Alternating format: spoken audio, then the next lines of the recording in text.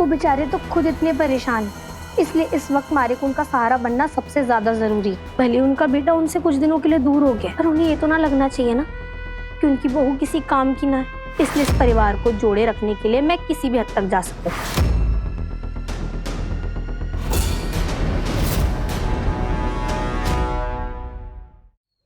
सारे को शायद ये जानकर बहुत दुख होगा, पर हमें वकील मिल गया है। मिल गया है नहीं, मिल गया था।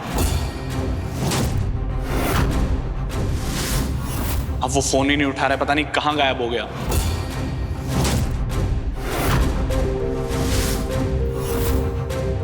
ओह, अब तो अयान का केस भगवान के हाथों में है। फालतू तुम ये भजन और पूजा कंटिन्यू रखो, शायद कोई चमत्कार हो जाए। या फिर एक और रास्ता है, अगर तुम मेरे सामने घुटने टेककर मेरी सारी शर्तें मान लो तो शायद मैं तुम्हारी हेल्प कर पाऊं। मॉम, मुझे अयान के लिए बहुत टेंशन हो रही है। अयान पता नहीं किस लड़की के हाथों फंस गया। इसे तो अयान की कोई परवाह नहीं है, लेकिन मुझे अयान की बहुत चिंता हो रही है। मॉम, आप प्लीज चलिए, मुझे अयान से मिलना है। चल।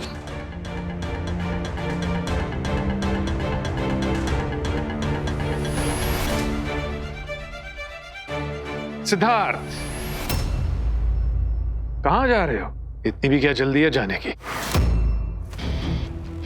परिवार बर्बाद हो रहा है, देख कर तो जाओ। यही चाह रहे थे ना तुम? तनीषा और कनिका के साथ हाथ मिलाकर तुमने अपने परिवार को बेच दिया। अपने बेटे की तरह माना था मैंने तुम्हें। क्या निकले? आस्तीन का सांप निकला, आस्तीन का सांप। आप मुझे आस्तीन का सांप कैसे बुला सकते हैं बड़े पापा? जिंदगी भर अयान को सर पर चढ़ाया, उसे मालिक बनाकर मेरे ऊपर बैठाया। कभी मेरे एफर्ट्स की, कभी मेरे टैलेंट की कदर नहीं की, कभी मुझे अयान की बराबरी का दर्जा नहीं दिया, और आज भी मुझे कुछ नहीं मिलता।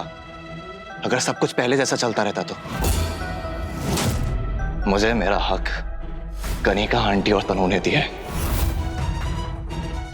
और अपना हक लेने में गलत क्या है? गलत तो आपने किया है बड़े पापा। हमारे सर की छत को कनिका आंटी के पास गिरवी रख दिया। अरे आपको तो मुझे शाबाशी देनी चाहिए कि मेरी वजह से हमारे पास रहने के लिए घर तो है। नहीं तो आपने तो हमें रोड पे लाने का पूरा इंतजाम कर दिया था। आस्तीन का सांप बुला रहा है, बदतमीज। बाबा, अभी तक प्लीज शांत हो जाओ। इन लोगों पर ध्यान मत दो। हमारे पास टाइम ना इन लोगों पर बर्बाद करने के लिए। हमें सबसे पहले कोई अच्छा वकील ढूंढना होगा। बिना वकील के मार साहब को ना बचा पाएंगे बाबा। अभी हियरिंग का टाइम हो गया है, हम सबको निकलना चाहिए।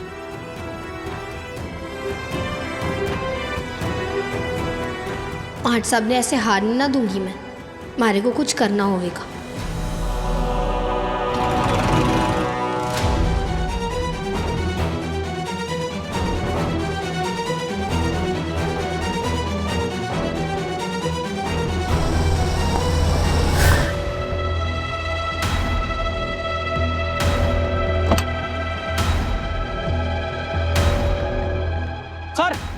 सर, अयान सर, सर आखिर ऐसा क्या हो गया कि आपको अपनी ही कंपनी में चोरी करनी पड़ी? सर आखिर कितने का घपला किया है आपने? कितने दिनों से चल रहा है आपका फ्रॉड? सर कुछ तो जवाब दीजिए। सर जवाब दीजिए। सर जवाब दीजिए। देखिए, जो कुछ भी हो रहा है ये किसी की साजिश है, मुझे और मेरे बाबा को बदनाम करने के लिए, और आज ये बात कोर्ट में भी साबित हो जाएगी। लेकिन सर ऐसा कैसे? आखिर कोई भी लॉयर आपका केस लेने के लिए रेडी नहीं है। आखिर ऐसा क्यों? वो तो आपको जाके उन लॉयर से पूछना होगा। मेरा काम है सच बोलना। मैं यहाँ भी सच बोलूंगा और कोर्ट के अंदर भी। माट साहब,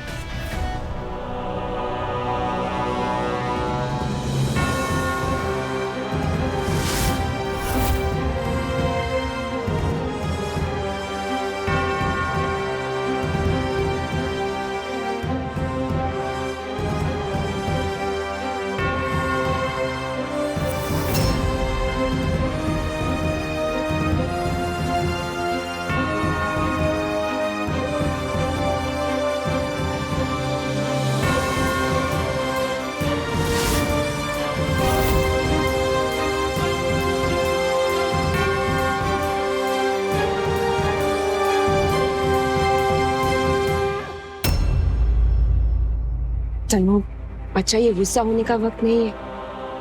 confirm.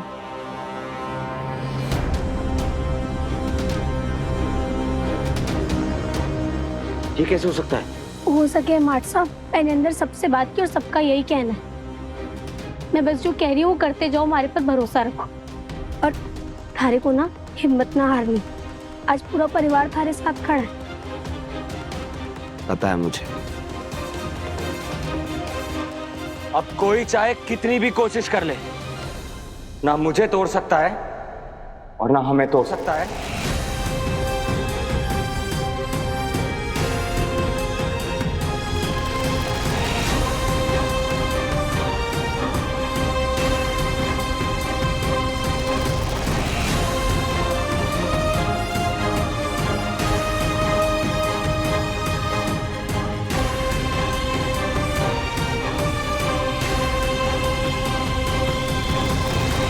My Lord, mister Mittal पे अपने ही कंपनी के अकाउंट्स में हेराफेरी करने और पैसे चुराने का इल्जाम है और ये इल्जाम उनपे जेएम मार्ट के ओनर ने लगाया है। आपकी तरफ से एक केस कौन लड़ रहा है?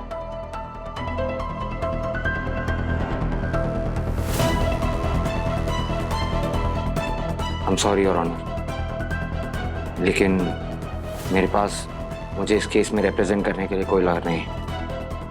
तो आपने कुछ सोचा है कि आगे क्या करना है? जी सर, अगर आपकी परमिशन हो तो मैं अपना ये केस खुद लड़ना चाहूंगा। सर, इनके लिए कोई वकील करना बड़ी बात नहीं है, फिर भी ये अपना केस खुद रिप्रेजेंट करने की बात करके कोर्ट का वक्त जाया करना चाह रहे हैं। अगर आपको अपना केस खुद ही लड़ना था मिस्टर मित्तल, तो फिर आपने अपना नाम पहले रजिस्टर क्यों नहीं करवाया? और ये बात आप हमें अभी क्यों बता रहे हैं? सर, एक लॉयर थे जो मुझे रिप्रेजेंट करने वाले थे, लेकिन अचानक उन्होंने हमारे कॉल्स रिसीव करने बंद कर दिए, इसलिए मेरे पास खुद ये केस लड़ने के अलावा और कोई ऑप्शन नहीं। ओके फाइन, लेकिन आप पर एक इल्जाम और भी है कि आपने कोई झूठी स्कीम लॉन्च करके कंपनी के साथ साथ आम लोगों को भी लूटने की कोशिश की है। इसके बारे में आपका क्या कहना है? क्या ये सच है?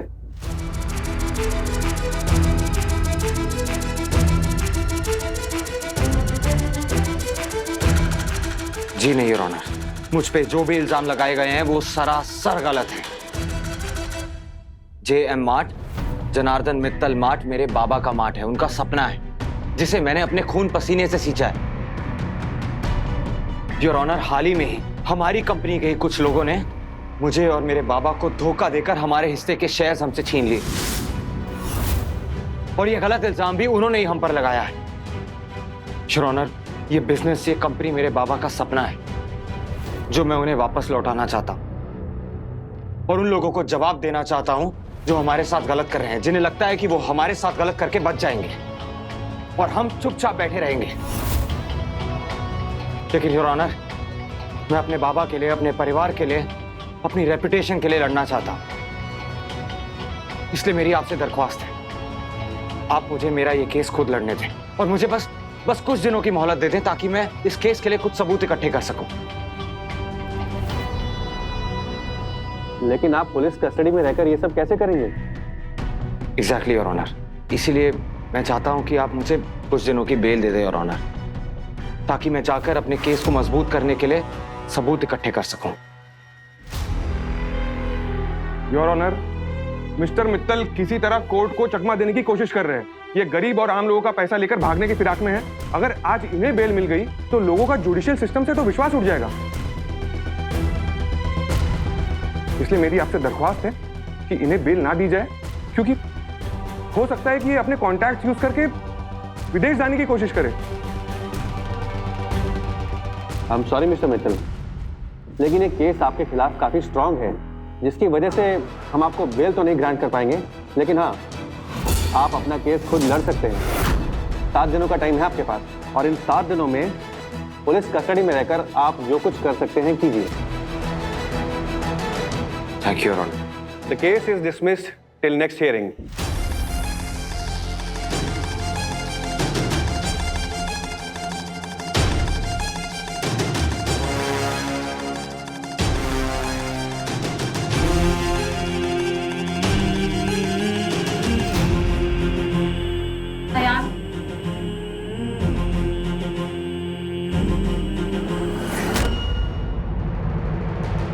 फालतू? हौसला रखना, देखना हम ये केस जरूर जीतेंगे, हमारा परिवार फिर से एक होगा। फालतू तुम्हें क्रिकेट पे फोकस करना है। केस में चाहे जो भी हो, तुम क्रिकेट नहीं छोड़ोगी फालतू।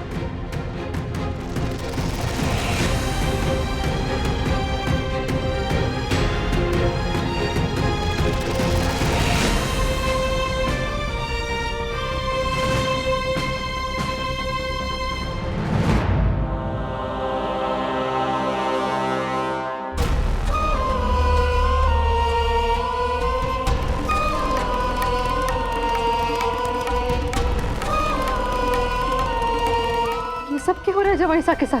पुलिस, कोर्ट कचहरी, ये तुझे कहाँ मिला छोरी? माँ ये सब तो खबर में आ रहा से, और हमारी एक सहेली रहे वैसे वहाँ पर, उसने भेजा है हमारे को। और हम यहाँ बैठे हुए हैं, 2-3 दिन से ना जवाईसा से बात हुई, ना लाडो से, और अब देखने को मिलता है कि जवाईसा जेल जा रहे हैं और हमें खबर तक ना है।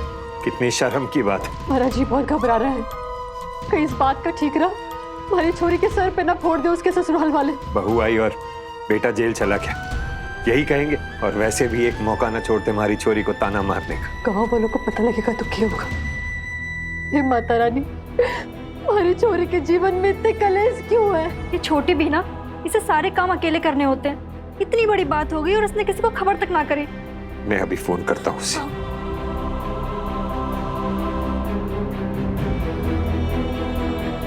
मुझे लगता है जवाईसा के चक्कर में फोन ना उठा पाई होगी। थोड़ी देर में फिर मिलाऊंगा। कहीं उसके ससुराल वालों ने उसे घर से तो बाहर ना निकाल दिया? तू ऐसी ऊटपटांग बातें मत सोच, ऐसा कुछ ना होगा, सब ठीक होगा। महाराज जी बहुत घबरा रहा है, बहुत उल्टे सीधे ख्याल आ रहे हैं हमारे मन में। कुछ करो ना, तो फालतू से बात करने की कोशिश करो ना। माँ प्रताप के पास सुहाना का नंबर है, मैं उसको बोलती हूँ फोन करने के लिए, शायद हमें कुछ पता चल सके। हाँ हाँ छोरी तू जा। माता रानी हमारी छोरी की रक्षा करना। मैं कह रहा हूँ सब ठीक होगा, ना लाडो को कुछ होगा ना अयान जी को, और थोड़ी देर में पता चल जाएगा माजरा के है।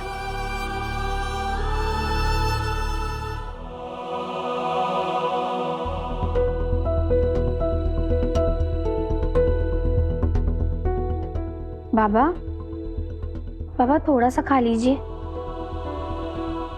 मैं जानू थारा खाने का मन ना कर रहा, किसी का भी मन ना है, पर अगर ते खाना ना खाओगे तो दवाई कैसे खाओगे फिर अपनी? और देखो ना, थारी वजह से कोई भी खाना ना खा रहा। अब थे सब भी बच्चों जैसी जिद पकड़ कर बैठ जाओगे तो मैं क्या करूंगी? आठ साहब ने क्या जवाब दूंगी कि उनकी गैर मौजूदगी में मैं कुछ दिन भी उनके परिवार का ध्यान ना रख पाई? ये खाना हमारे हलक के नीचे जाएगा भी नहीं। अयान वहां जेल में और हम यहाँ, कैसे चलेगा? और अयान ने खुद कोर्ट में तो बोल दिया कि वो केस की पैरवी खुद करेगा, लेकिन जेल में रहते हुए वो सबूत ढूंढेगा कहाँ से? बाबा थे उसकी बिल्कुल चिंता मत कर, मैं हूं ना, और जब तक मैं हूं मार्ट साहब ने सबूत भी मिलेगा और वो केस भी जीतेंगे। तुम कहाँ से लाओगी सबूत? तुम्हें तो बिजनेस के टैक्टिक्स और पेपर वर्क भी नहीं पता। देखो मैं जानता हूँ कि तुम घर का भला चाहती हो और अयान को वापस लाने के लिए कुछ भी करने के लिए तैयार हो, लेकिन हर बार जज्बा काफी नहीं होता। जिससे हम लड़ रहे हैं ना, वो बहुत ही होशियार और शातिर लोग हैं। कनिका और सिद्ध बिजनेस के हर पहलू से वाकिफ है, इसलिए अयान को फंसाने में वो कामयाब हो गए। और इतना स्मार्टली उन लोगों ने ये सब हैंडल कर लिया है ना कि मेरे लिए भी उनके खिलाफ सबूत ढूंढना इम्पॉसिबल हो गया है। फालतू ये इतना आसान नहीं है जितना तुम समझ रहे हो। लेकिन हम हाथ पे हाथ धरे बैठ तो नहीं सकते ना, कुछ तो करना होगा। हाँ दीदी, मुझे तो एक बात समझ में नहीं आ रही कि कोई भी वकील ऐसे मना कैसे कर सकता है? और फिर कोई तो इस शहर में ऐसे होगा जो सच के लिए लड़ना चाहता है, हम उस लॉयर को कांटेक्ट करेंगे। तुम्हें क्या लगता है मैंने कोशिश नहीं की? मैंने हर कोशिश की है, लेकिन कोई भी वकील कनिका से पंगा लेने के लिए तैयार नहीं है। पहले थे लोग आपस में लड़ना बंद करो। कनिका आंटी और वो तनीषा यही तो चाहते हैं कि हमारा परिवार लड़े और बिखर जाए, और हमें ऐसा होने ना देना है। और रही बात आठ साहब को बेकसूर साबित करने की, मैं कोई ना कोई तरीका निकाल ही लूंगी, क्योंकि जहाँ चाह होवे है ना, वहाँ राह अपने आप बनी जावे। हाँ बाबू साहब माफ करना, वो सब कुछ ना इतना जल्दबाजी में हुआ कि थारे को कुछ बताने का टाइम ही ना मिला हमारे को। पता है अभी तक ना मार्ट साहब को वकील ना मिला, वो खुद ही अपना केस लड़ने की तैयारियों में लगे हुए हैं। तुम्हारे को भी तो सबूत इकट्ठा करने में उनकी मदद करनी होगी ना। लाडो मैंने ये बता कि ये सब अचानक से कैसे हुआ और ये इल्जाम किसने लगाया? ये सब कुछ उस तनीषा और कनिका आंटी का किया धरा है। वो हमारे से बदला ले रही है बापू साहब, 8 साल से ब्याह करने का। वो बस यही चाहती है कि मैं उनके जीवन से बहुत दूर चली जाऊं। अब तू क्या करेगी छोरी? हाँ, वो तुम्हारे को भी ना पता, पर एक बात तो तय है कि अब मैं मार्ट साहब ने कभी अकेला ना छोड़ने वाली। किसी भी कीमत पर उनको जेल से बाहर निकलवाऊंगी और निर्दोष साबित कर रहूंगी। उसके बाद उस तनीषा को ऐसा करारा जवाब दूंगी ना कि कभी हमारे परिवार की ओर आंख उठाकर भी ना दिखेगी। घर वाले इन सब का इल्जाम थारे पे तो ना डाल रहे छोरी? किसी ने ये तो ना कहा ये सब थारी वजह से हो रहा है? ना माँ, वो बेचारे तो खुद इतने परेशान हैं, इसलिए इस वक्त हमारे को उनका सहारा बनना सबसे ज्यादा जरूरी है। भले उनका बेटा उनसे कुछ दिनों के लिए दूर हो गया, पर उन्हें ये तो ना लगना चाहिए ना कि उनकी बहू किसी काम की ना है। इसलिए इस परिवार को जोड़े रखने के लिए मैं किसी भी हद तक जा सकूं। सारी मुसीबतों से लड़ूंगी और इन्हें इनकी खुशियां वापस लौटा कर रहूंगी। लाडो, तू कहे तो मैं थारे पास आ जाऊं? तन्ने भी तो सहारे की जरूरत होगी ना छोरी। ना बापू साहब, बिल्कुल ना। यहाँ पहले बहुत दिक्कत है और थारी तबीयत भी तो कितनी खराब है, और खराब हो जाएगी तो क्या करेंगे? इसलिए परेशान मत हो, थारी बहादुर बेटी है ना, यहाँ सब संभाल लेगी। मैंने पता है तू बहुत बहादुर है, इसीलिए अपने बापू सा को अपने मन की बात ना कह रही। पर हमारे से वादा कर लाडो कि अगर तने हमारी जरूरत होगी या कोई भी मुसीबत होगी तो तू मने फोन जरूर करेगी। मैं अगली गाड़ी पकड़कर थारे पास आ जाऊंगा छोरी। वादा बापू साहब, जब भी हमारे को थारी जरूरत पड़ेगी ना, मैं थारे को फोन करूंगी। और हाँ, घर की बहू अगर मजबूती से खड़ी हो ना तो पूरे परिवार का ख्याल रख सकती है। तो तू अपना और पूरे परिवार का ख्याल रखना। जी बापू साहब, मैं भी अपना ध्यान रखना। हाँ।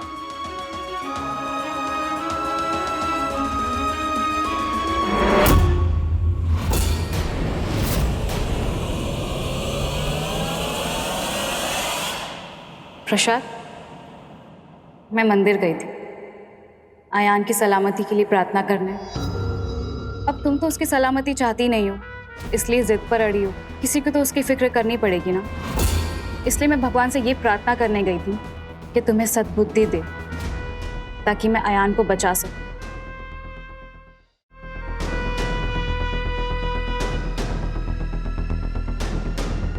धन्यवाद तनीषा जी, हमारे को ना इसी की जरूरत थी। मैं सुबह पूजा करते वक्त ही भगवान से कोई इशारा मांग रही थी कि अरे को ना किसी भी तरह बता दें कि इस खेल में जीत किसकी होने वाली। और देखो ना, उन्होंने तो हमारे लिए साक्षात प्रसाद भेज दिया। इसका कुछ मतलब समझ रही हो थे? फालतू क्या तुम्हें दिख नहीं रहा है? मैं क्लियरली जीत रही हूँ। तुम आयान के लिए एक लॉयर तक तो अरेंज कर नहीं पाई, बाकी तुम क्या करोगी उसके लिए?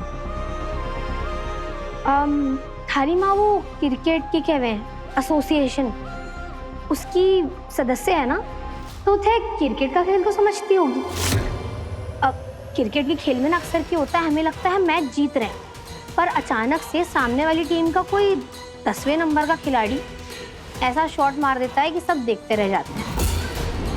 100 बात की एक बात कि खेल का अंतिम फैसला आने से पहले ज़्यादा उड़ना नहीं चाहिए, क्योंकि औंधे मुंह गिरने में ना चोट बहुत ज़्यादा लगती है। संभल कर रहो।